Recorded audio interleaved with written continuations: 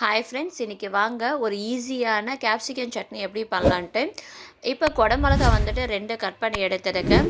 இதுக்கு வந்துட்டு 2 வெங்காயம், 5 காஞ்ச மிளகா, கொஞ்சோண்டு புளி எடுத்துருக்கேன், 5 பல்லு பூண்டு, 1 ஸ்பூன் கடலைப்பருப்பு, 2 ஸ்பூன் வந்துட்டு உளுத்தம்பருப்பு எடுத்துருக்கேன்.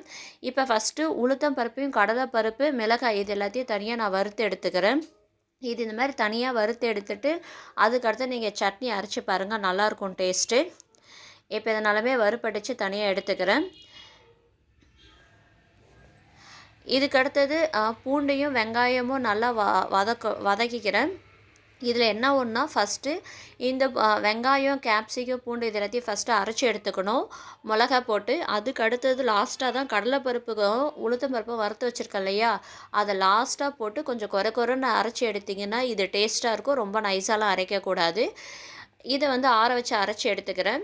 இப்போ தாளிப்புக்கு எண்ணெய் சேர்த்து கடுகு சேர்த்து பொரிஞ்சு வந்ததுக்கு அடுத்தது இப்போ மிளகா கல்லி போட்டிருக்கேன்.